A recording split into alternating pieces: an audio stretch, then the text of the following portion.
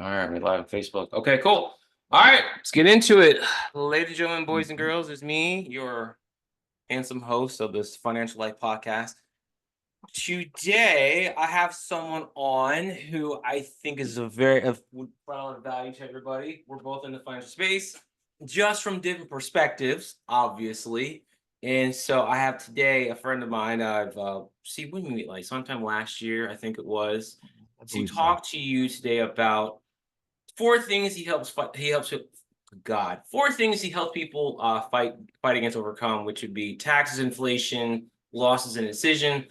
I'm gonna leave it there. See, welcome, and how you been, and who are you, and what's going on? Yeah, thanks, Matt. I appreciate the opportunity. So, who am I?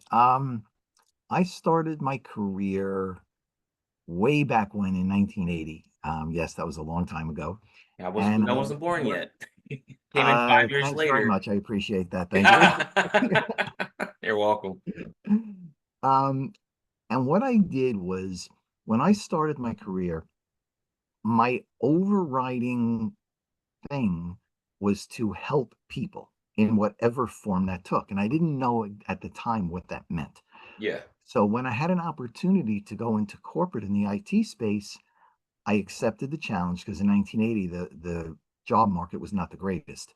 So I went in and I built my career over 32 years in the IT space. And in that, while I was doing the IT, I was also serving the people in business, managers, and as I got into my career, corporate executives, all the way through the C-suite in major companies. And I'm helping these people help their business from an IT perspective. So in some respects, I was melding the two. Yeah. But in early 12, I finally decided, after doing a ridiculous amount of travel, that maybe I needed to do something different, but still helping people. So I used 2012 to figure out, when I grow up, what do I want to do? And I came out with, I'm going to open a learning center to help those people who have a learning challenge. Now, the learning challenge is not your math, science, history. Mhm. It's more about, can you remember things? Can you work fast enough? Can you pay attention? So it's more the cognitive skills than the actual subject content. And Right. it was very unusual, but it was very expensive and one to one. And while it worked well for 2 years and everybody we worked with had great results, Yeah. there comes a point when your expenses exceed your revenue, not a good thing and No. not sustainable long term. So in 2015, I shut the doors, had all kinds of financial issues, bounced around a little bit. And then in early 21, I went back into my true love, which was not only helping people, but how can I help them to not make the same financial mistakes I made? So it really blended again the two things that I was passionate about. So as I move along and I went to school and I got licensed and I went through all kinds of training and read books and all kinds of things. So now I was legally capable of helping people because without a license, you're really not allowed to talk about and give financial advice. Correct. So I took not only my experiences in the business world, but I also took my own personal experiences where I realized I came up extremely short because nobody educated me. And I looked around and said, if I don't know this stuff, how many other people don't know this stuff? Right. Now, my way of thinking is, I don't care who you are, I don't care where you came from, I don't care what education you have. People, as a general statement, want to do better. They want to do better for themselves, their family, and everything else. But when you're never taught the basics, how do you know what to do, when to do, and how to do?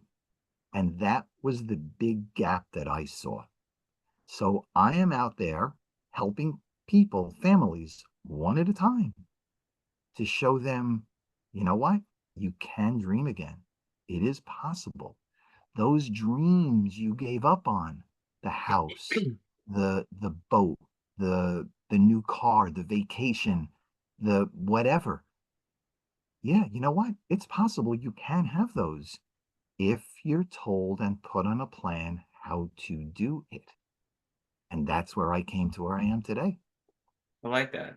It's a good story. All right, we're done. Thanks all. Contact My Steve. pleasure. Thank you. Okay, perfect. There you go.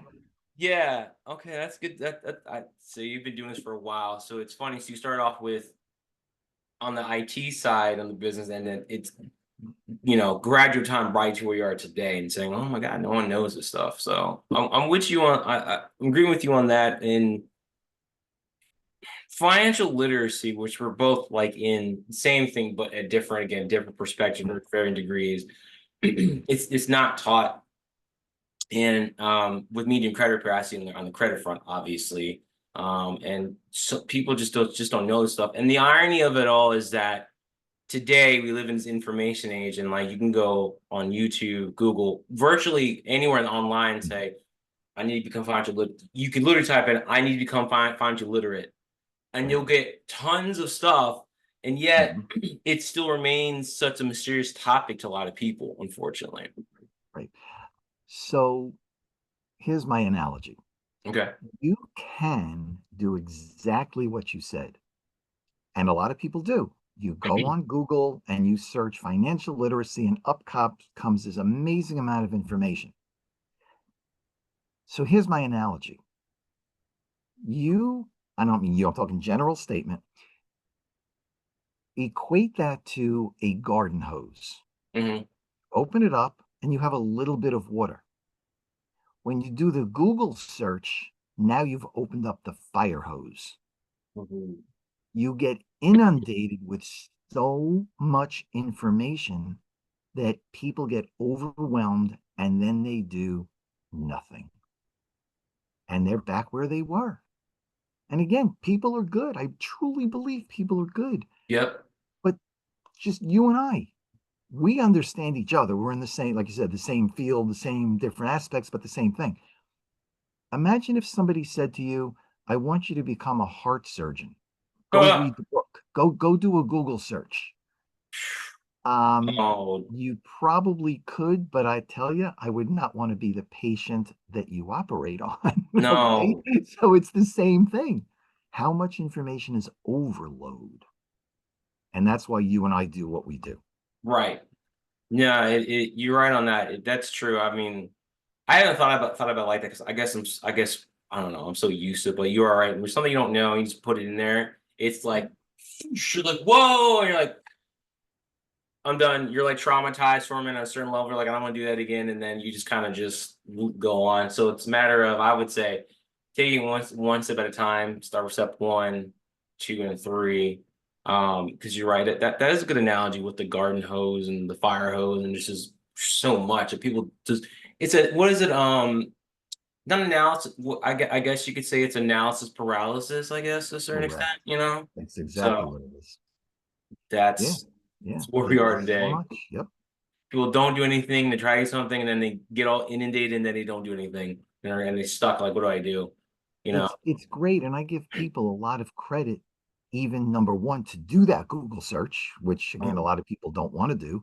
And then once you get the information, now you're taking the next step of let me try to decipher a small piece at a time. And that takes a lot of time, a lot of energy. People don't have it. People don't want to do that. They Right. want to go to somebody else who is perceived to be the expert, have more knowledge than them. But what I caution everybody on, you can go to anybody you want for the information. The caution I have, make sure that person is licensed and educated and experienced. I can go to my cousin John, Mary, George, Sue, Bill, Tom. Do they know anything about finance? No. So why would I listen to them? But that's what a lot of people do. And when things go wrong, you're on your own. I didn't tell you to do that. I gave you an idea. You did Right. it. Just the fact that I gave you the idea doesn't matter. but I gave you the idea, but I don't want anything to do with it. And that's the challenge. So use a licensed professional for whatever. That's all. Again, it doesn't have to be me, but use a licensed professional. That's all I can. It just. Yeah, people do that, and that comes down to who do you listen to, and that's a whole nother discussion. Mm-hmm, People will listen to people who don't know anything about what they're trying to do, and you'll listen because it's a trust thing, and that's mm-hmm, kind of how we natural are mm-hmm. versus let me hear what they say, dissect it, look at it, question it, and then continue on. But then we don't do that because we're not taught from a young age to question what's told to us. You're taught to listen to your parents, listen to this, and then at a certain point, it's all programming. That's a whole new discussion. We Oh won't get yeah, into that yeah. today. Yeah, Well, you're not questioning because you don't know the questions to ask, which goes back to we were never educated. yeah. So it all goes back in a circle. Again, we want to do well, but we don't know what to ask, who to ask, what to ask. What's your take on? Let me ask you this. Get a little conspiracy theory on you. Why do you think we aren't taught this? Okay. My answer, I which saw may you or may not pause get for a me in second. trouble, it may or may not get me in trouble, but I'm going to tell you my true feelings. Go for it. My own opinion, why we're not taught is corporate America does not want you to know because their profits are based upon you not knowing. And Mm, I'll give you a classic example. You're told to put money into a bank to save. They're going to give you what, 1%, maybe 2% on your money. if you're lucky. But they're going to take that same 1 to 2% they're going to give you and charge you 20 plus percent on your credit card. Yeah. Now, I will be the first to say there is a profit margin that they should get. They're in business. I get it. But where is and I don't know the answer to this, but where is the line in the middle that says profit versus greed? And that's a challenge I have always struggled with personally.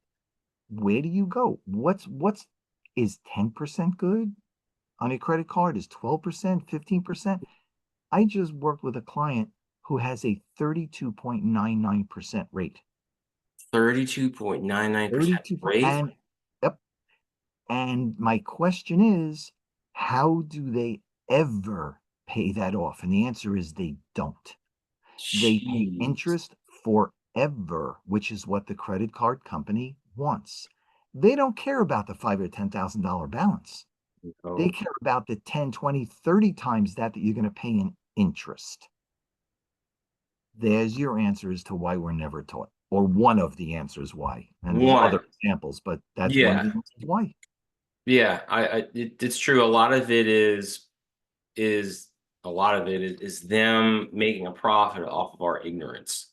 And when Yes. and it's funny because I've heard stories of when people actually like know what they're doing and they go to the bank or whomever it is and they're like, no, no, no, no, I want this. And the company kind of gets mad at them, like, why don't you want to take it? They go, no, because if I take this, you make all this money, blah, blah, blah, and I'm left holding the bag. I'm not doing that. I'm gonna do X, Y, and Z.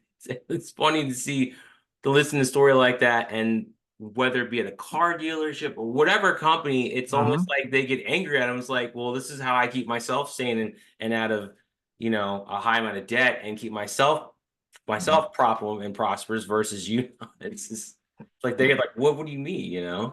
They fight back. So another example, take a look at you buy a house and you take a mortgage.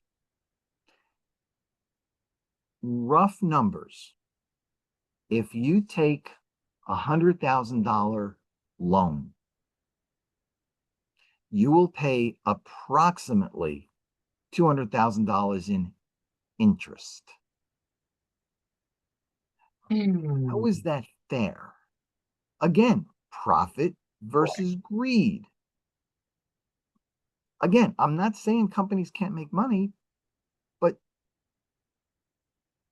and in a tough economy, what ends up happening? People foreclose on their houses, people get their cars repossessed because they can no longer afford it.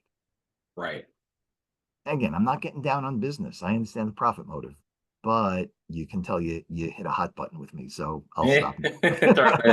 Oh, well, that leads me to my next question is you help people with I want to use the word combating inflation, taxes, and losses in industries. I want to get to that. So how do you help people do that exactly? So when we work with people, the first thing that we do is have a generic conversation. Zero business. It's generic conversation. I want to get to know you. Mhm. You get to know me. What are your hot buttons? I tell you my story where I came from so you know me. Once we get to know each other and you have to build that know, like, trust factor, then the second conversation is let's talk a little bit about what I do, high level, what I do. Third conversation is we get into the details. What is your current financial picture and your goals and dreams? Then I go away. And as a broker, I have access to 70 different companies to find the best solution that fits your needs and your budget. I come back and I present it. If you like it, great. If you don't, I go back, I tweak it, and I come back. Once we find something that you like, then we fill out the paperwork and we do our thing. Every single one of those meetings Mhm. is complimentary. That's right. There is a zero cost out of your pocket to me. If you like the plan that I propose or recommend, I then use companies like Nationwide, Prudential, all the big names that people know. I put your business with those companies, and those companies pay me. That's how I get paid.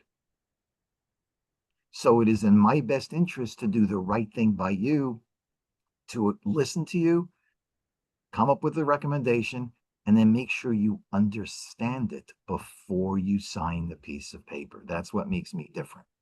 Now, once that whole thing is, your question was, how do I help people? So, in those four areas, the first one is taxes. Comes in a couple of different ways. Number one, if you left a former job and are now in a different job or as an entrepreneur, did you leave your 401k in an old job? If you did, it's not being managed, the fees went up, and you're Yep. likely, potentially, losing money.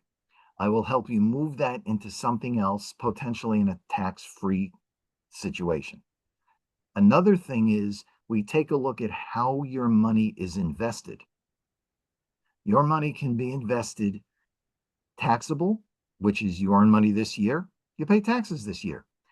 Deferred, which is like a 401k, where you don't pay tax now, but you pay tax down the road. The challenge with that is what's the tax rate down the road? We don't know. Nope. And when you take the money out down the road, do you realize that the money you're taking out is 100% taxable? And you will pay more in taxes down the road than you deferred the entire time you've been putting money in a 401k. So the third way, and I can show you that, but different discussion. Yeah. And the third way is to put in something called tax advantaged, where you pay taxes at today's rate and never again. So as your money continues to grow and you Hmm. take it out later, zero tax. Yep. So that's the way for taxes. Then we have inflation. Now, you and I cannot control inflation. Nope. However, if you put your money into a place like a bank that you're getting, like we talked, 1 to 2%, you're guaranteed to lose money to inflation. But if we can show you a way to potentially get more, at least you have a fighting chance to grow, even if you're conservative. That's inflation. From a losses perspective, most people put their money in something variable, like a stock market, like crypto, like whatever, based on your risk tolerance. So you have the potential for big gains, but you also have the potential for big losses. And what happens if we have a repeat of 2008? You're going to retire 2 weeks from now, and the market dives 50% like it did in Ooh, 2008. Now you have two options. You cannot retire because you just lost half your money, or you're going to work longer.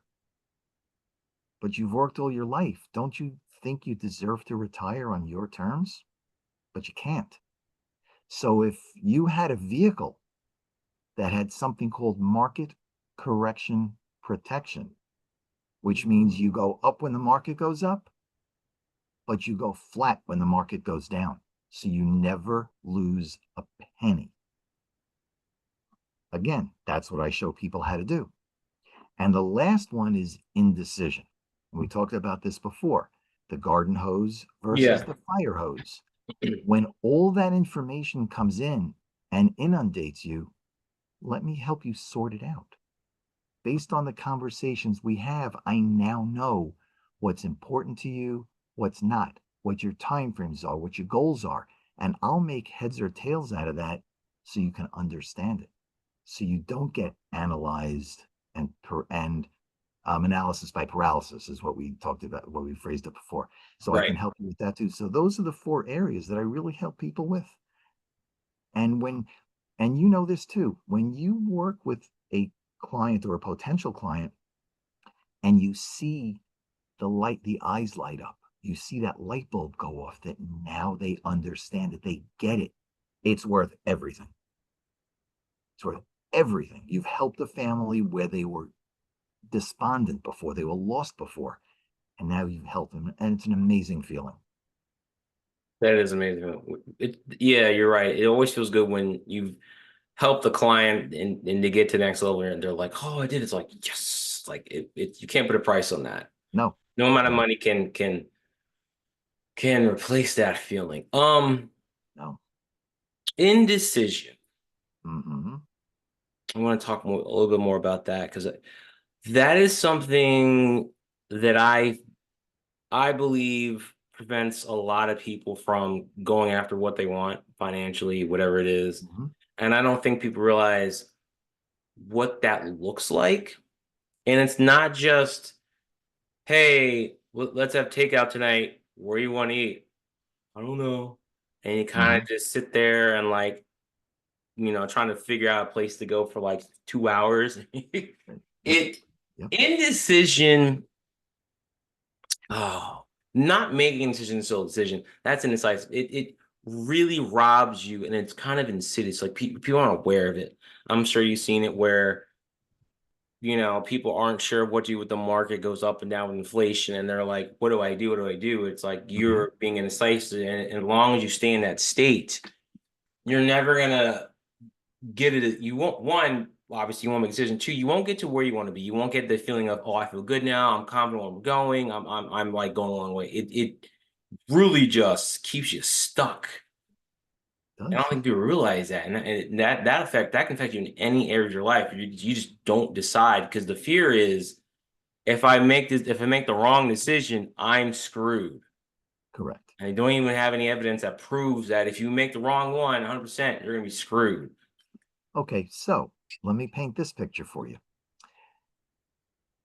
If your partner, whoever, you're making certain decisions and you know where you are today, Yes. and you know if you don't make any changes, you're going to be in the same position tomorrow, next week, next month, next year, for the rest of your life. Right. So, one of the things that I do is I work with people and I ask them the question of, how do you eat an elephant? And of course, after I get these crazy looks like, what are you talking about? The answer is a bite at a time. And what that means is, and I'm going to use you as an example. I'm sorry. Okay. Fine. You'll be okay. I promise. It won't hurt. Okay. But what I help and I show people is I'm not asking you to change everything you do today. I won't do that because I know it's not going to happen. But if I give you one small thing to do today and another small thing to do next week and another small thing to do next month, you will, if you stick with it, you will start to see things happening and it will slowly start to change your mindset. So it's not only what to do, but it's also the, hey, Matt, you did a great job last week. I'm so happy for you. Let's see how you do at the end of the second week, the third week, Mm, the fourth week. It's that encouragement and praise. Part of that comes from, or an example of that is, you have this big credit card bill you can't get rid of. But yet in the conversation, you're spending 1,000 a month at Starbucks. huh, So I got an idea. Instead of spending 1,000, spend 900. Next week, next month, spend 800. Next month, spend 600. Put that extra money against the credit card. And then let's continue to look at your credit card bills and watch the balance start to come down where it couldn't before. And right. as the balance comes down, so does the interest. So you start paying it off faster and faster. These are things that take time. But once they start to see things happening, their mindset changes. They now have more confidence in you or me or somebody else. And they start to slowly change. That's the Starbucks. That's the eating out 7 days a week. That's the, do you need $1,000 a month car payment? I mean, and there's a whole host of things to go in there, but that's what we do. You're not going to change today. It takes time. Right. But again, it's that aha moment when they realize, you know what? I can do this. I can make a decision. It doesn't hurt like I thought it was going to because you psych yourself out. That's what it's all about. No, I agree. It's about making that gradual change, which it's kind of ironic or funny how people want to change, they don't want it, and then when they do want to change, they want to go from 0 to 100, and they do that, and they're Mm. like, I can't do it. Like you're not allowing yourself to warm up to it. Then you need the gradual change, like you said, and that's if you in the beginning, it's not very sexy. It's kind of boring. Yeah, Do this, do this, do this. You have to keep going until you see it, but that's more beneficial for people. sure, sure. Elijah go, okay, I did it. Okay, I did this. Again, and then as you keep doing it, it allows you to give yourself quick wins and to think, oh, I am progressing.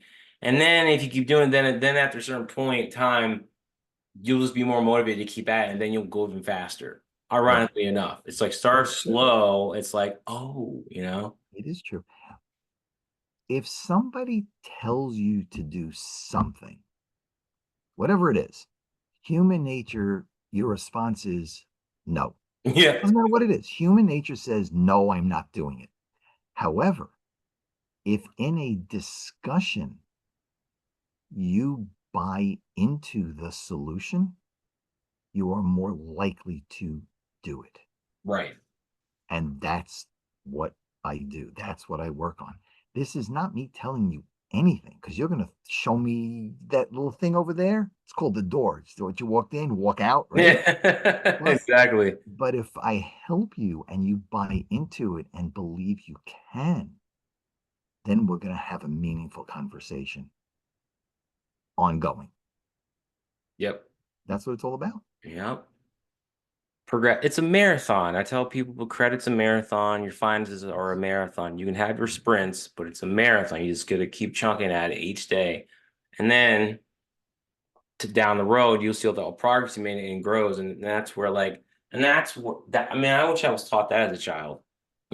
Hey, here's some fun stuff you can do right now. Here's the way you can grow your money long term and see the progress in it, and also see some projection where if you put X amount now, it X of being like this, I've been like, this is great. I would have over time gradually changed to the Oh, but more in the long term, let that grow and grow and grow and grow and grow, and that's very important to install into the younger generation. And then because then you and I were people where it's like, unfortunately, everybody they want their change yesterday. I want to be retired yesterday. And it's like it's not where you're at, and that talks about acceptance, which I recorded the video on, but that's different. But I was gonna ask you, what are from your perspective, I guess some of the challenges people or the mistakes that they make that prevent them from getting to their that prevent them from reaching their financial goals.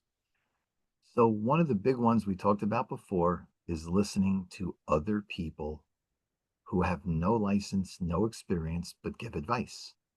And you take it because, again, you don't know any different, Right. but it does impact people. Another thing is they don't realize because they are, I'm going to use the word brainwashed for lack of a better word, they're brainwashed by corporate America to do certain things. Put your money in a bank, keep balances. How many times have you heard on a daily basis, pay the minimum on your credit card when the bill comes in? That's the worst thing you can do, but that's what people are told to do. And they follow the advice of the person or business because supposedly they have my best interest at heart, which you've already heard me say they don't. Okay. Supposedly. So by not doing the research, and again, it could be overwhelming, and I get it, but by not asking, and you may not know the questions to ask, which is another challenge, but get out there, read.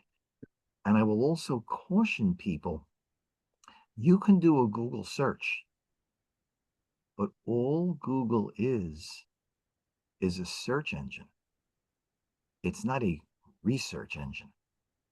Yep. Anybody and their brother can put anything they want, whether it's right or wrong, on the internet. There is no governing body. It's a free flowing form of information. And if you're basing your decisions on someone who you don't know, that's almost guaranteed to be a recipe for disaster.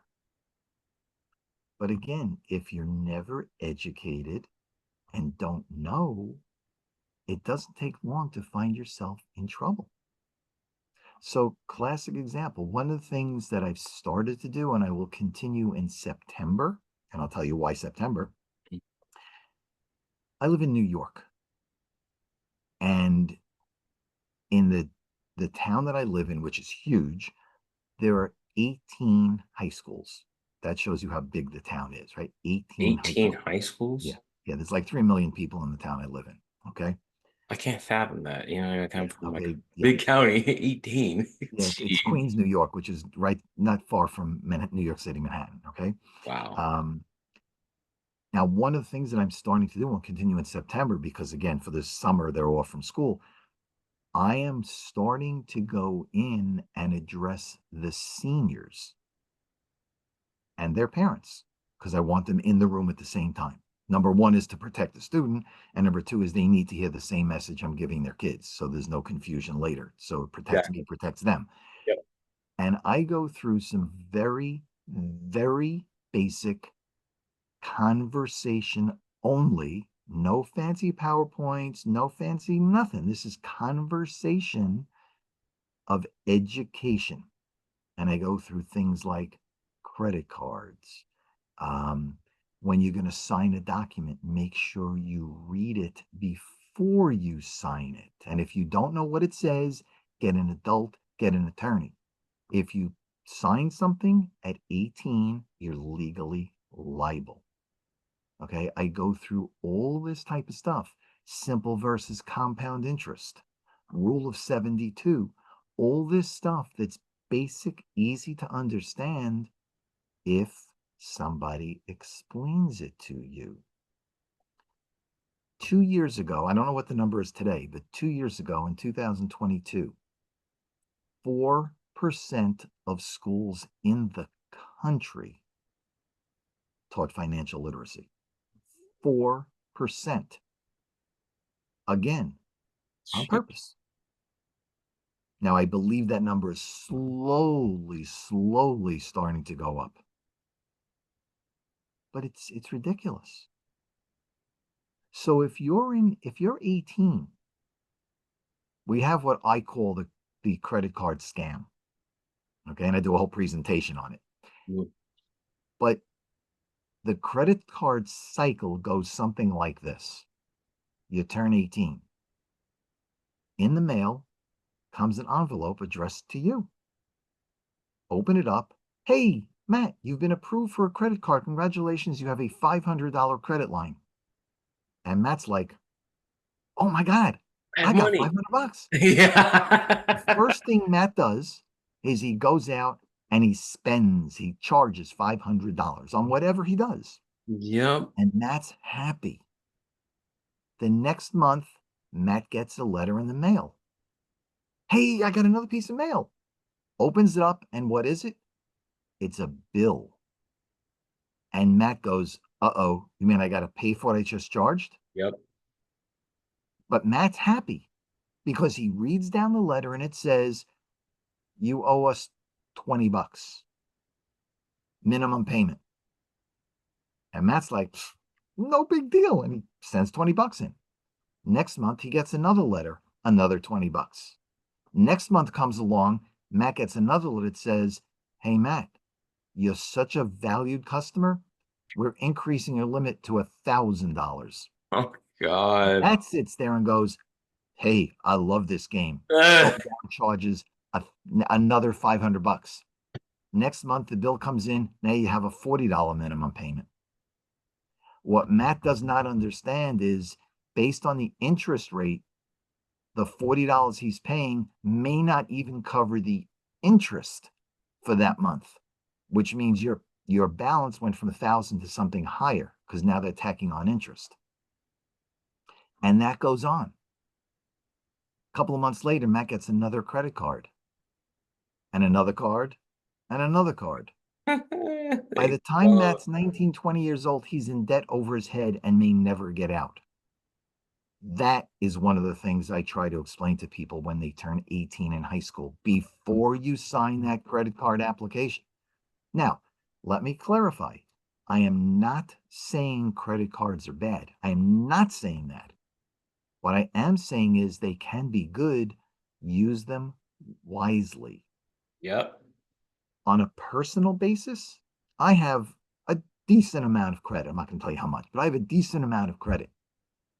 My own personal thing, if I charge this month, when my bill comes in next month, I pay the balance in full. I refuse to pay any interest. Refuse. So what that does is I pay no interest. And number two, I keep raising my credit score because I have good credit. I charge, I pay it off. I charge, I pay it off. So therefore I can manage my expenses. Yep. It's a win all the way around. But you need the discipline. From the get-go. And that's one of the things I do. I'm sure you do similar things. Not specific, maybe that, Yeah. but you do similar things like I do. And that's great. So Yeah. we need to clone each other, which is really my next statement. So, okay. Clone each other. I'll be you over there, you be with me, and it's like this. That's it. We need to help more people. Okay. Okay. Credit cards. Oh man, it's funny how people view credit cards. Some people are like, hey, I don't have any. I'm like, well, I understand, but you're also missing out on 30% of your credit score, so that's why your score goes nowhere. Right. And then it's like people have way too much, and like you need to pay it down. They just are like, what do you mean I can't spend? I'm like, just don't use it like all the time. Put a couple things on there, and you're good. That's it. That's all you got to do. You know. Right. Yeah, but it's at spending because I got certified to teach financial literacy last year, Okay. and I forget the exact stats, but from like the time we're children, I think to like 20, something like that, companies spend it's in like the billions of dollars on programs to get you to spend money. So this is programmed into you. from a young Hmm. age. And I read that, I'm like, no wonder I wanted every single cool toy and every commercial that I saw. Yep. Everything. And Yep. then when I was younger, we had the Toys R Us Christmas catalog. That was the big thing. And I was like, oh, and not realizing you're being programmed to want to buy and spend from a young age to then set you up to again working and just spending. And then here's your credit card and getting it. It's all planned. It's Yep. really good planning. Think about it, like to go that It deep is. into it takes a lot of planning. And Yep. then you do it and you Yep. get everyone in. And then they get you on. Well, if you want to get out of debt, you have to be weird and you can't do anything. I can't do anything? No. Then people believe that lie, and it's like it's not Yeah. how it Yeah. works. You don't have to do that. But that's a whole different discussion. I have a friend of mine that does that, that tells people how to pay on their debt and still live a life, not just be cooked up in, Hmm. eating ramen all day long to pay off debt. So, But here's a very sad statistic, which I saw last year. Actually, I saw the end of the year. Just in the US, and only counting credit card debt, not student loans, not car loans, not mortgages, just credit card debt. At the end of 2023, outstanding balances topped $1 trillion. oh So that's a couple of challenges. Number one, we're in deep debt. Number two, think about all the interest that we're paying. That's not going away yeah, because as the economy continues to slow down and go backwards, yeah, people don't have the income. So, in order just to live, they're using their credit card. But if you don't have enough money to live and you use your credit card, how do you pay the balance? You can't. oh And at some point, your monthly minimum payment is going to be more than you can afford. Now, what do you do? I don't know what the answer is, but now what do you do? You're in trouble. And that's the path this country is going down. And it's bad. It's bad. and that's just this, and that's just the credit card debt. I think, yeah, second is the student loan debt, which is insane Yeah. by itself. Those Right. are two totally different scenarios, and it's like, what are we doing? And this Mm-hmm. is where financial literacy, and that's what's helping us because parents are seeing this, and the schools are like, we should probably teach the generation now so we can Mm-hmm. mitigate its future and over time reduce the amount of debt that's owed. Mm-hmm. Not get rid of overnight; it's not going to happen, No. unfortunately. But that's what's like motivating the I think a resurgence in financial literacy because when I was in school, it wasn't taught. The only things that I remember being taught that weren't tied to just knowledge and mathematics, well no, to like mathematics, science, and just school stuff was we had home ec. That was in middle Mm-hmm. school for me. Right. We're taught how to sew, how to cook, life Mm-hmm. skills you need. Mm-hmm. And then that's pretty much other than me taking psychology, it was like you don't really learn anything else. And then your teachers when I got in high school would try to teach you about stuff outside of school in the work Mm. world. And you're like, what? But you won't listen to them anyway. You're like, ah, whatever, I No, don't we listen to you. don't. Then you realize, well, they were right. I was stupid. No, we not you weren't stupid. We were just at that age. I was the same way. We were at that age where 16, 17, 18, we know better than anybody else. We're just at that age. Has nothing to do with being smart, stupid, whatever. It's just we're at that age, that space and time where we know it all. Oh, Reality says we know nothing, but we didn't know that then. Yeah. Yep. yeah. Your age, you think you know it all, and then you realize you get older, I don't know anything. And then you find out more stuff like, I really don't know anything. And that keeps you open. That's what it Yeah. does, ultimately. Yeah. That's where we're at with financial literacy and what's going on, research and things, and um, what needs to be done different and different to for people so they can, retire. It's not a pipe dream; it can still happen, but a lot of people have concerns about, am I going to retire? Yes, it's not Social Security, and you have to create through your own way. Like if you don't have 401k, it's fine. You can make your own retirement in some way. You just have to give someone like Steve Hmm. to educate you on here's how this works. Let's look at where you're at, where you want to go, and from there we can fill in the gap or the Correct. steps you need to get. And that's really all it takes. Generalizing it, Hmm. Whether we want to say it or think it or not, at some point we will all get to that stage called retirement. Sometimes you will be forced to retire, sometimes it's your own decision, but at some point we're all going to get to that stage. But where are you financially? Now, some people have been saving, and that's great. And I love to hear that when that happens. I love it. But most people don't. And they sit there and they think, I'm in trouble. But it's better to start at wherever you are Yeah. and have something than not to start and have nothing. Because if you have nothing, you will get the government's plan. And that is not a place that is probably going to be the best for you. Start somewhere. If you want ideas, figure out how much you can afford, where to put it in. Again, what are your goals, dreams, timeframes? Start somewhere. Yep. Start somewhere, because then once you do start and you continue to build up that, I want to say nest egg, Mhm. you then become more focused on it, and that's where the energy goes, and then it over time will build up.